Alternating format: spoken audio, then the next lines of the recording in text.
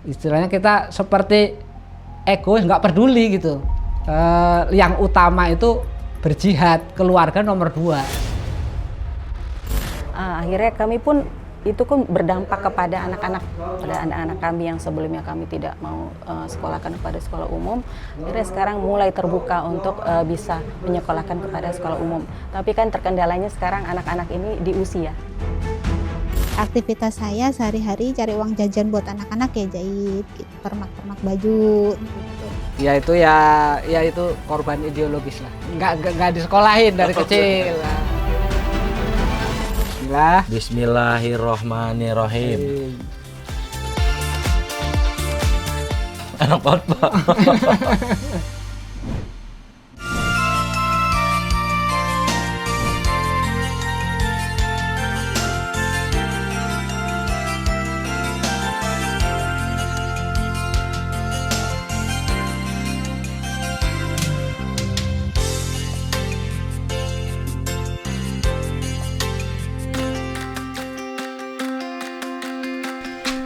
Assalamualaikum. Waalaikumsalam.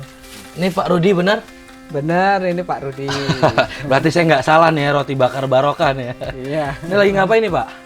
Ini lagi siap-siapin bahan buat jualan roti bakar. Oke, berarti ini lagi disiapin ya semuanya ya? Iya, alhamdulillah. Nah, Sobat Damai, sekarang sedang dipersiapkan dagangan dari Pak Rudi ini. Mau tahu kesehariannya? Inilah Rudi Hananto dalam Live After Prison.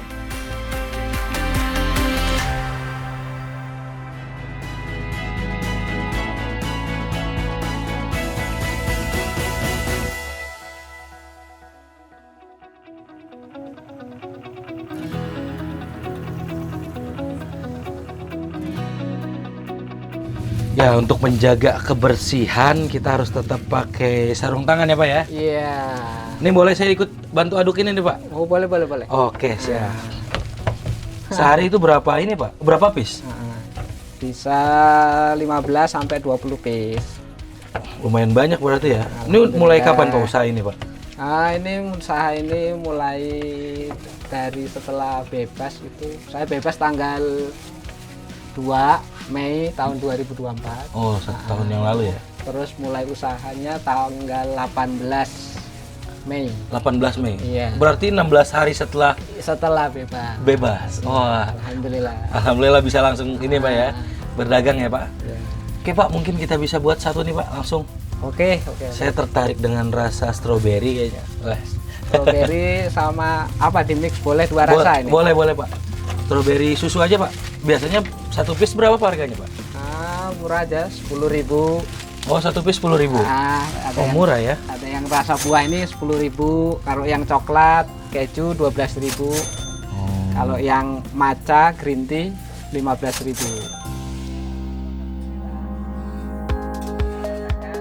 Assalamualaikum. Waalaikumsalam Pak. Salam. Pak Rudi beli Oke, boleh. Mau rasa apa Mbak? biasa Pak Rudi rasa coklat. Coklat aja. Saya tinggal ya. Ini Oke. uangnya dulu. Oke, makasih. Tadi Makasih ya, antar ke Pak. rumah. Ih, ntar diambil lagi. Oh, diambil. Yaudah Pak, saya juga bantu buat lagi ya. Boleh. Oke, Sobat Damai, jadi ternyata Pak Rudi ini juga punya langganan di sekitar sini ya Pak. Alhamdulillah. Jadi langganan ini memang biasa ngambil, beli, ditinggal gitu. Nanti balik lagi, seperti itu.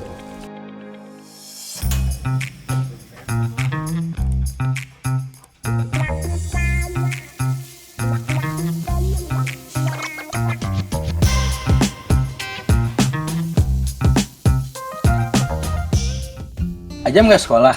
Nanti sekolah di PKBM. PKBM? PKBM apa? PKBM Yayasan Mangkubumi harinya. Berarti kelas berapa sekarang? Kelas masih paket A. Ya itu korban ideologis lah. Oh, korban ideologis. Ya dia nggak disekolahin dari kecil. Nah. Tapi alhamdulillah udah bisa sekolah Pak ya. Alhamdulillah. Jam berapa sekolahnya jam?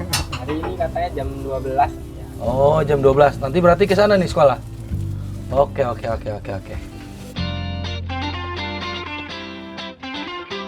Baik Sobat Damai, sekarang kita cobain Pak ya. Boleh. Roti bakar yang Pak Rudi udah buat. Roti bakar barokah rasa coklat. Roti bakar barokah rasa gimana? coklat. Pak Rudi juga makan dong Pak. Oke. Biar kita bareng-bareng nih Pak makan Pak. Oh, iya. Bismillah. Bismillahirrohmanirrohim. Enak banget, Pak. Alhamdulillah. Coklatnya berasa banget, ini banyak. Ya, coklatnya sampai lumer-lumer ya. Cuma 12.000. Pakai keju lagi tambahin, Pak ya. Pakai keju lagi. Beneran enak roti bakar barokah yang dibuat oleh Pak Rudi. Jadi teman-teman nih sobat Damai yang nggak nyobain bakal nyesel.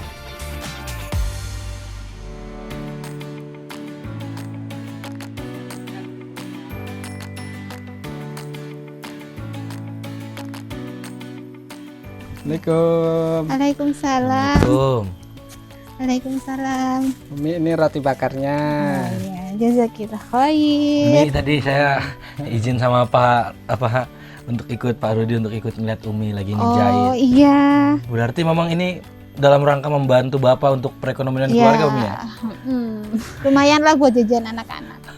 Udah lama atau baru ini? Apakah memang sebelum Bapak masuk udah menjahit atau memang sesudah? Udah lama.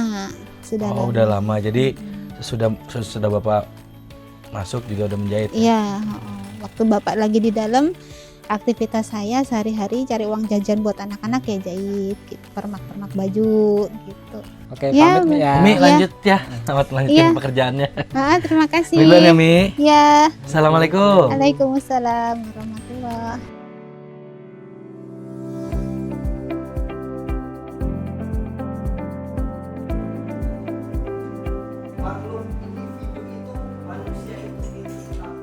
Sobat Damai, kebetulan saat ini kami sudah berada di yayasan tempat anak Pak Rudi sekolah dan juga saya sudah bersama Bu Melani selaku pengurus sekolah PKBM ini yayasan ya. Ada beberapa hal Bu yang ingin saya tanyakan gitu, bagaimana kolaborasi antara pemerintah akhirnya menginisiasi PKBM ini. Jadi Yayasan Mangkubumi Putra Lampung ini adalah inisiatif dari Idensos Wilayah Lampung yang juga bekerja sama dengan BNPT dan beberapa instansi di Lampung.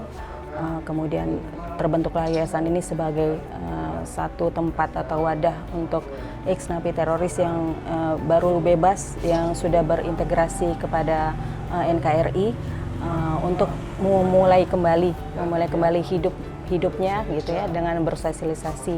Dan dari pihak Idensos dan BNPT selalu memberikan kami support dan pengawasan pembinaan hingga kami bisa mulai lagi hidup kami di sini. Berarti memang ada peran serta kolaborasi dari banyak pihak ya Bu untuk menginisiasi ini. Tadi juga kami dengar itu pada saat di rumah Pak Rudi ya Pak. Pak Rudi bilang bahwa anaknya ini Azam merupakan korban dari ideologi. Nah, bagaimana Ibu menanggapi itu dan apakah ini bisa memungkinkan sebagai jalan keluar? Iya benar. Jadi memang ideologi yang sebelumnya ya yang kami pernah yakini itu memang akhirnya membuat kami untuk tidak menyekolahkan anak kami gitu di sekolah umum karena yang satu karena harus hormat bendera, terus kemudian harus Pancasila gitu ya. Itu bertentangan dengan ideologi kami sebelumnya gitu. Kami setelah deradikalisasi ini, kemudian kita sudah berintegrasi kepada NKRI, kemudian kita juga dengan sadar bahwa apa yang kemarin kita yakini itu adalah suatu kekeliruan. Gitu. Akhirnya kami pun itu berdampak kepada anak-anak kami yang sebelumnya kami tidak mau sekolahkan kepada sekolah umum. Akhirnya sekarang mulai terbuka untuk bisa menyekolahkan kepada sekolah umum. Tapi kan terkendalanya sekarang anak-anak ini di usianya anak-anak sudah tidak lagi masuk dalam sekolah umum gitu. Makanya ini menjadi salah satu alternatif bagi anak-anak. Yang saya ingin tahu gitu, apakah di sekolah ini juga mempelajari hal-hal seperti mata pelajaran umum atau seperti apa, Bu? Ya, jadi kita selain mata pelajaran umum ya seperti biasa matematika, bahasa Indonesia, bahasa Inggris, kita juga ada PKN, pelajaran tentang Pancasila, tentang kebangsaan kita juga berikan di sini. Kemudian bukan cuma dari sekolah, dari gurunya, tapi dari yayasan pun menekankan itu. Baik, terima kasih Bu. Iya, sama-sama, Mungkin Pak. kita bisa sambil lihat-lihat atas penjelasannya yang udah mungkin mencerahkan saya gitu. Iya. Orang yang baru melihat ini gitu. Mungkin kita bisa lihat-lihat ya Pak ya. Ya, mari Pak. Pak Rudi juga mungkin bisa melihat azam sambil belajar gitu. Oke.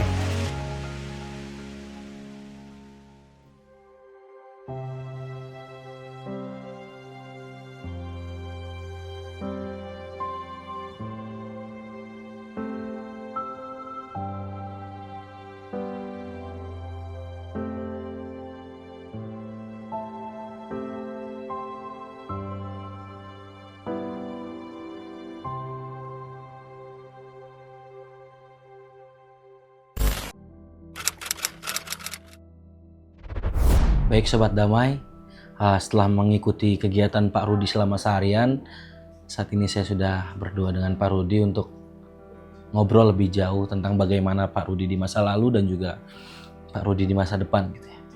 Baik Pak, mungkin pertama bisa dijelaskan agar Sobat Damai juga tahu apa kasus yang diderita Pak Rudi. Jadi kronologis ceritanya ya, itu tahun 2015 lah ya, ketika rame-ramenya ISIS. Itu rame-ramenya ISIS tahun 2015. Saya browsing di media internet, mengakses beberapa situs berita seperti yang berafiliasi dengan ISIS ya. Awalnya sih yang pemberitaannya rame, terus saya browsing seperti yang waktu itu ada Azam Media, kemudian ada Milah Ibrahim, kemudian Al Mustaqbal. Nah, ini media yang berbahasa Indonesia yang mempropagandakan ISIS pada waktu itu. Nah, saya tertarik, terpengaruh dan tertarik, kemudian bergabung. Pertama saya bergabung melalui email dengan Ustadz Fahri. Ustadz Fahri ini yang mengelola situs Al Mustaqbal. Menyatakan baiat dengan beliau. Kemudian tidak lama setelah itu saya berjumpa dengan Ikhwan yang di Lampung. Ya, Ikhwan yang di Lampung. Kemudian dari beliau inilah kemudian ketemu komunitas JAD Lampung. Nah, komunitas JAD Lampung yang kemudian tahun 2016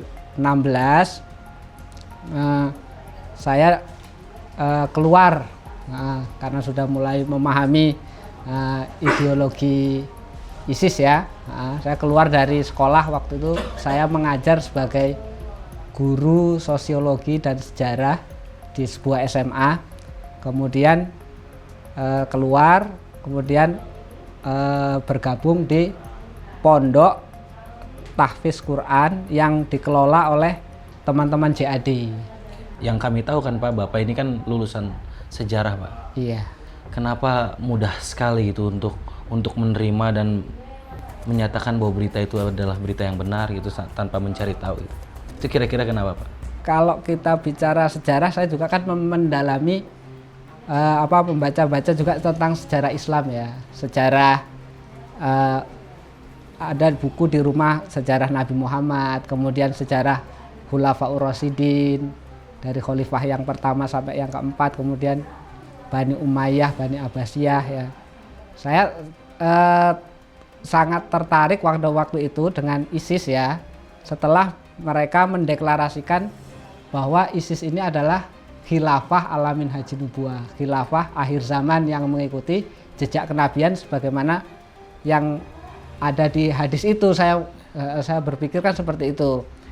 Karena masa kenabian sudah berlalu, khilafah Urasidin sudah berlalu, kerajaan-kerajaan Islam juga sudah berlalu, dan di akhir zaman ini menunggu-nunggu itu ya apa yang disebut Imam Mahdi lah ya. Nah itu makanya saya sangat tertarik, dan tanpa istilahnya lebih mendalami masalah akidahnya bagaimana gitu, pokoknya percaya saja gitu. Nah, percaya saja tanpa mendalami akidahnya bagaimana.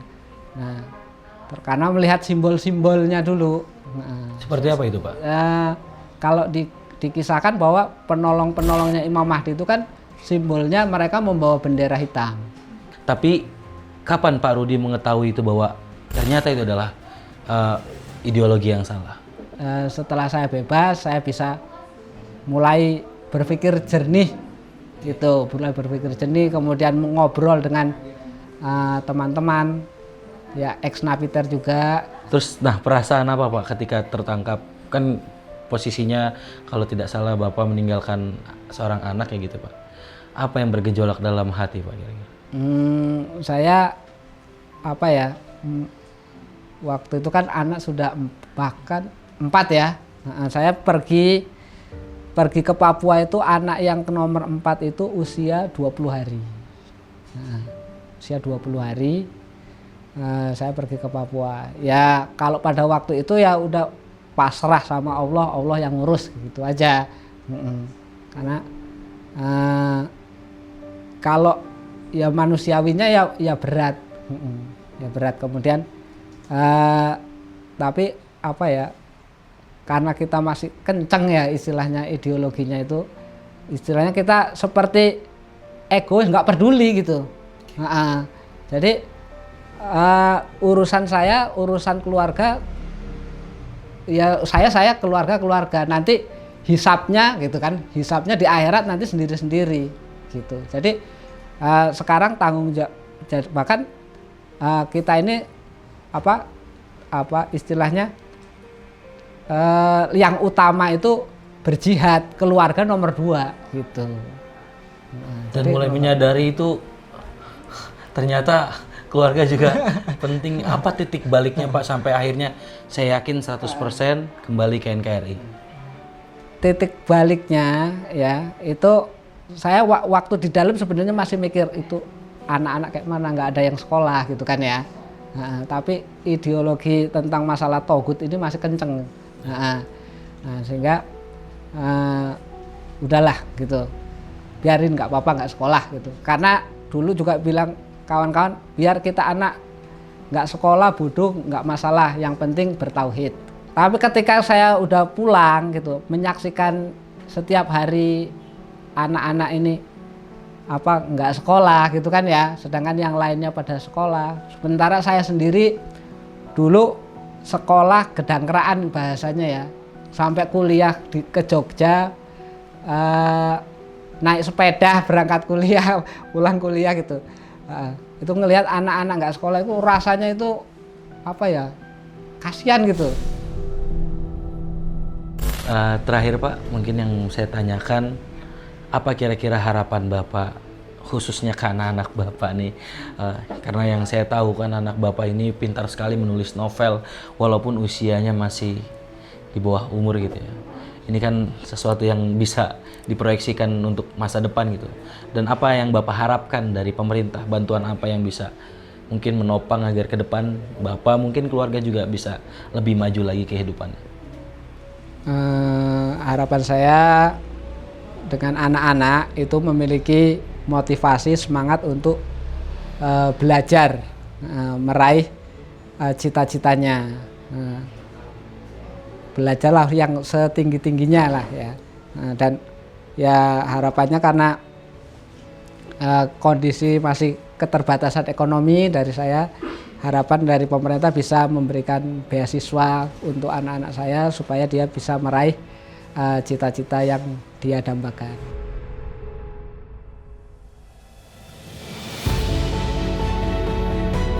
Kemarin adalah sejarah, hari ini adalah kenyataan, dan esok adalah masa depan. Seperti roti yang pernah hangus di atas api, begitu pula langkah kita pasti pernah merasakan api keliru. Tapi kita selalu memiliki harapan untuk memperbaikinya di hari esok. Dari ruang sempit penuh sesal, saya belajar bahwa salah bukanlah akhir, melainkan awal untuk menata jalan pulang.